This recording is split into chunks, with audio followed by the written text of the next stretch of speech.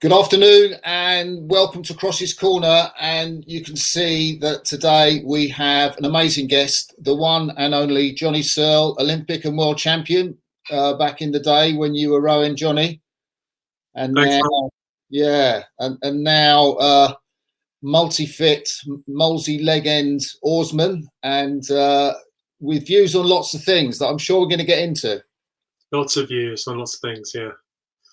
All of which come from my perspective. I appreciate it. There is no real truth, just what I think and what others think. So yeah. How did you get on? I know there was a Zoom Ergos session that you've led a few of them. How did you get on with Ian McNuff's session last night? Well, I ended up enjoying it quite a lot, but it was quite different to anything we'd done before. 2-minute pieces with 30-second break, and I found that quite hard to know what was the right intensity to do that. So I ended up just running through in my head. I thought, if I'm going to end up rowing for 24 minutes with short breaks, what's the intensity I can row at? So I sort of came at it from that perspective and ended up, I was pretty happy with how it went. Definitely built through the session to refound my maximum heart rate, which is always a bit of a challenge for me. Finding ways to get to my maximum heart rate gives a purpose to the session. Yeah, let's talk about heart rate, because you use a heart rate monitor. I mean, what benefits does a heart rate monitor give you, and how do you use it?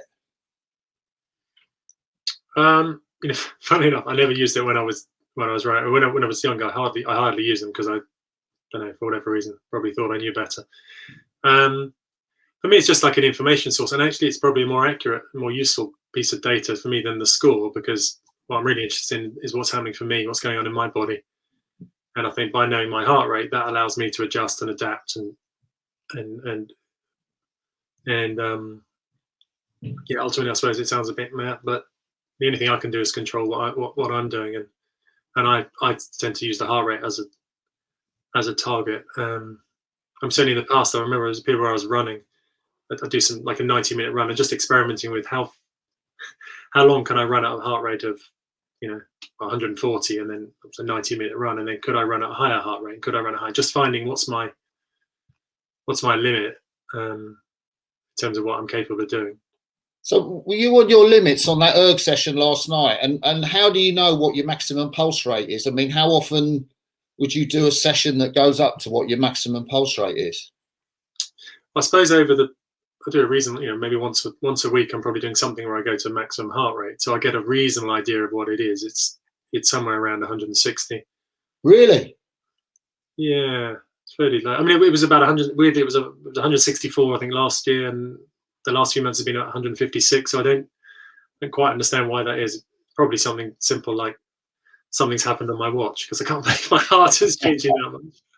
I probably pressed the button that changed something, but yeah, I find that quite useful. And then it just, as I'm going through the session, and what's interesting I find is when you're quite close to the max, if I'm at 154, I can do something 155 or 156. That fine margin can be half a second a split quicker, but it's sort of going on in my head. You can feel pretty tired, but just by having that number, sometimes that can just help me stay on it. I know there's been a debate on the leg end WhatsApp group about, what is proper training at UT2, kind of steady state training. I mean, what do you do your UT? Do you have a range that you do your UT2 at, or do you always do it hard? Like UT1? Yeah, no. What's my answer to that? Do I have? I guess I've always quite enjoyed the shorter, sharper stuff, and whether that's just I find it easier to stay on top of it shorter. Historically, I've found longer pieces, I don't know, harder to stay on top of, whether it's mentally, whether I get a bit bored, whether I've got low concentration span. I don't know what it is. I think because I'm probably naturally quite an endurance athlete, and I probably came at rowing from an endurance base, so I tend to feel if I do long sessions, I'm not sure how much benefit there is to me. So. My gut feeling with training is it's much more personal than the programs that are set for people. Think about some of the athletes. Well, we've rowed with them. Some of those real big power athletes, I can understand if you can pull a 110 or something on for a few strokes on the ergo. Building up your endurance is probably really important. I can hardly get it below 120. So for me, and I can probably jog around for hours. So probably doing more endurance work I don't feel is as helpful for me. So I really think there's a lot in that, people finding a way to get themselves fittest for their own physiology. Yeah, it's kind of interesting that, because the whole tendency has been, particularly, I guess, led by Caversham, and that influences everybody else's training, that you do a long, sort of low intensity, sort of 90-minute session. Whereas I guess, the sort of rowing that you're doing now, that we're doing now in the Molesey sort of masters group is sort of much more intense than that, and you're kind of hitting it quite hard, relatively. Yeah, I spoke to the physiologist at Cavendish because I was interested. There's this sort of story that, is it sort of 80-20? There's a sort of rumor went around that you should do 80% of your stuff is UT2 and 20% is high intensity. And I thought about that, and then I went and I chatted to them a bit. And if you're training 25 hours a week, you can't do 25 hours of high intensity stuff. You're going to break. So the other way to come in and say, those guys do 5 hours of high intensity training a week and 20 hours of UT2.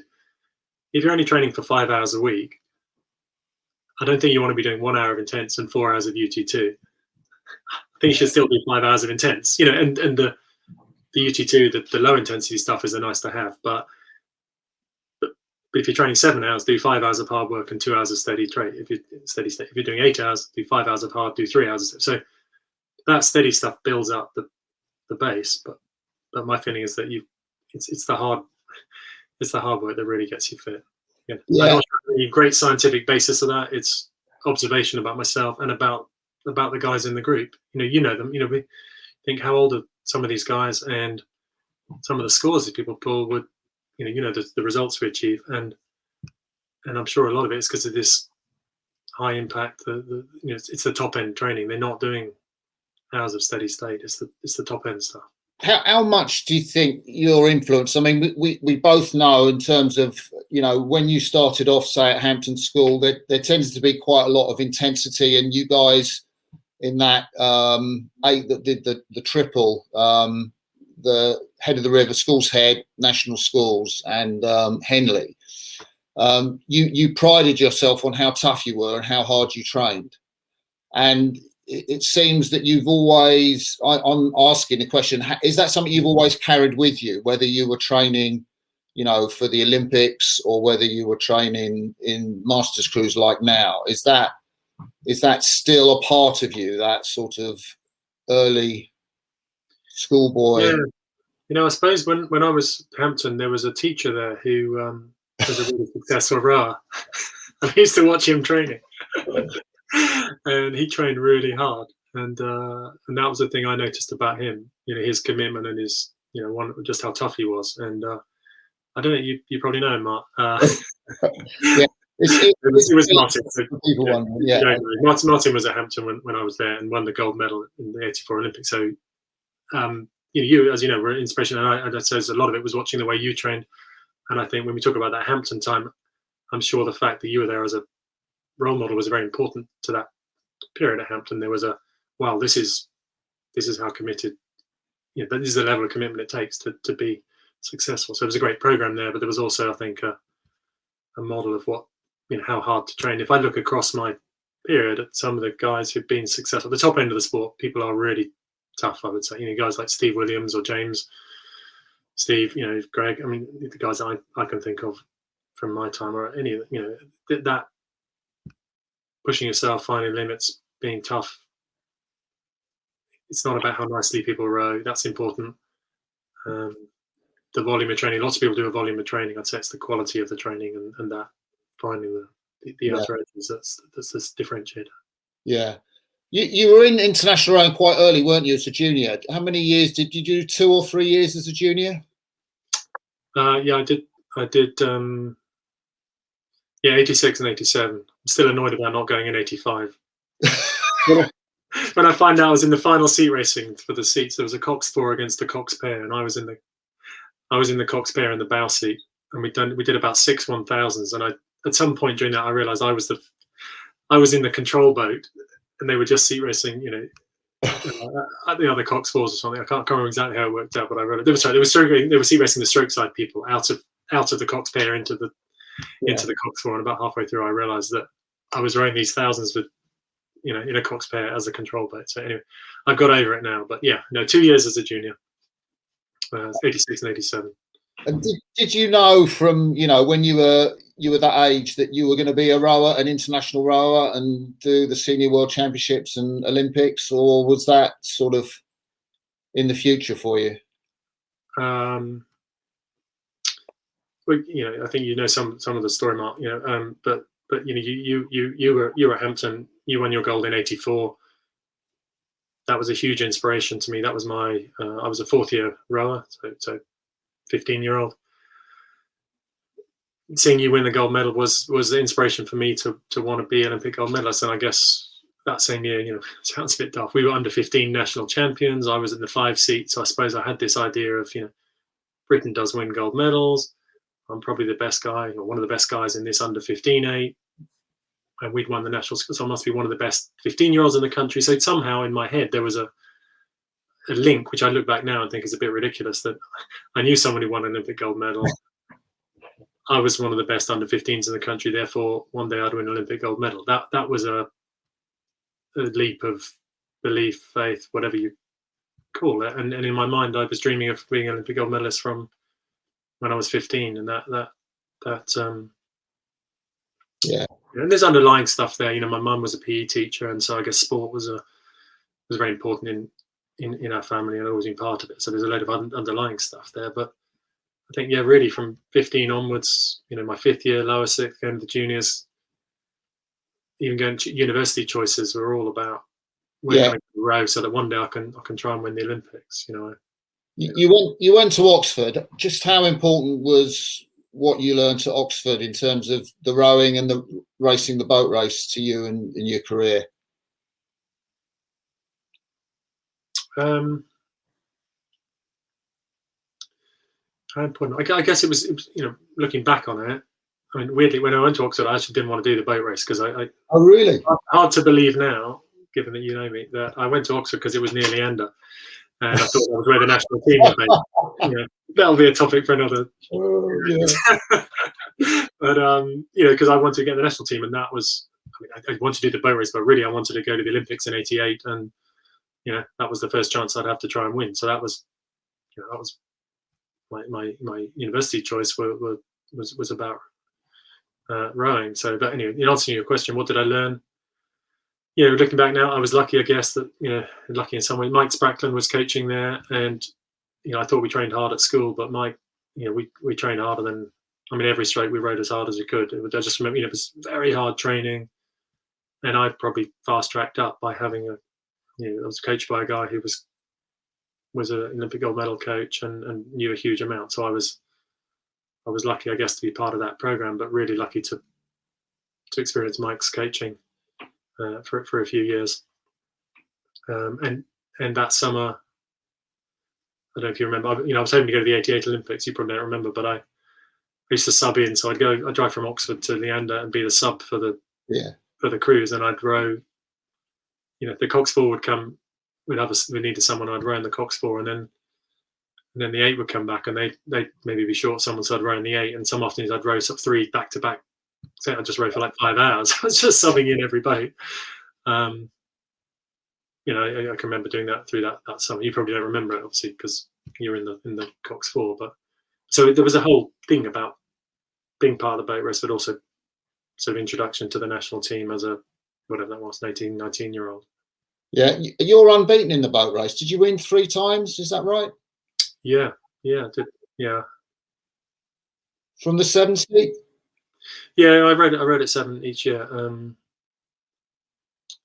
I suppose I probably didn't understand so much about the different seats in those days, and how you can, complement. But over time, I realized I think I'm probably quite good in that 7 seat, just transmitting and mirroring what the stroke person's doing. Not that every person who's ever rowed a stroke in front of me would recognise that description. But yeah, no, it was a job. Jonny Searle, so I remember he stroked the 8 one year, and I was at 7. I got my own rate meter, we only did that for a couple of outings. Oh, you're kidding! You had a how did that? It wasn't a good idea to have the stroke and 7-man with their own rate meters. Not so we stopped that, and I started just following him again. But no, I think that role of being at 7 and mirroring what the stroke person's doing, and it was a thing that I think when I recognised that, I'm quite strong at that. Was that the 8 in 1989, which was your first senior year you were talking about, with Jobsworth, John Hulls in the stroke seat? Yeah, exactly. Yeah. Jobs was there. I mean, I think we were doing starts that day, and he wanted to go off at 43, and I wanted to go for 46 or something. It was one of those sort of. It's not. There's a nice bit of video with the coaches videoing it and Marty's videoing it, and me and Jobs were having some argument. You can see everyone else behind. You can see there. Anyway, you can see what they're thinking at the time. So. That was quite a special crew, because it was basically a crew of youngsters. Most of them, I think, maybe if not all of them, outside of the Coxed, it would be their first World Championships, and you ended up coming away with a bronze medal, which was a remarkable achievement, I guess. But maybe not surprising when you look at who was in that 8. Yeah, I can remember now. David Tanner sitting down with us after he selected the boat, and he said, "Look, guys, if you can get to the final, this will be a great achievement." And I remember it was me, it might have been a couple of us, me saying, no, we're going to try and win. And he's saying, no, really, it's your first World Championships. I don't think that's realistic. Just getting to the final would be great. And I said, no, we're going to try and win. Or we want to try and win. We'd all won junior silver and gold medals and things. So it wasn't in our mind, it seemed reasonable. So I think that went on for a while, and eventually we said, okay, fine, we'll try and get a medal then, just to win the conversation. But it was an interesting example of our perception of what we were capable of, and belief, and maybe a bit of a dream, and perhaps David's both realism and managing our expectations, and how I just think sometimes you got to put the dream a bit beyond what's real, in order to try and achieve something. So, what do you remember of that race in the final, John? What do I remember? I remember waiting for about 8 minutes for the photo finish to come out. I mean, it was the last race of the regatta, and I think we only got the bronze by 0.04.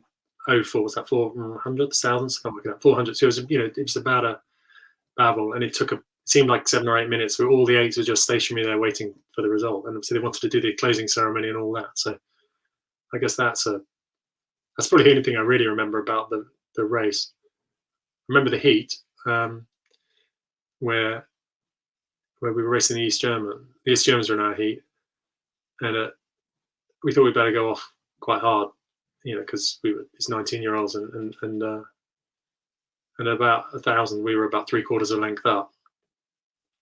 And there's quite a long way, obviously, in an 8. Look at what normally happens in an 8.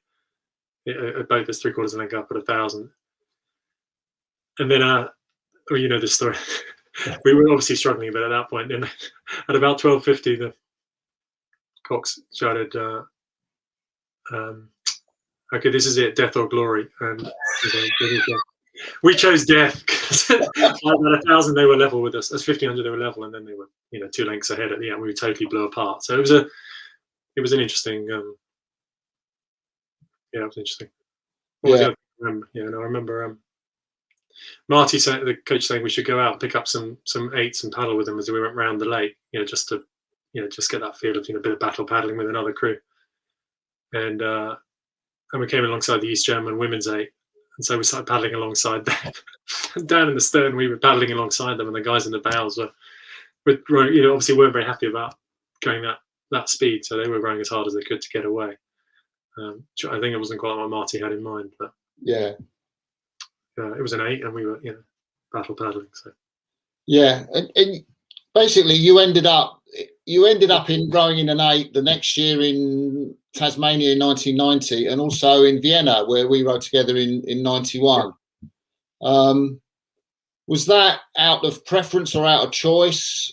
Were the other boats too fast for you to try for? I mean, what do you remember in terms of yeah, go on, let's you up.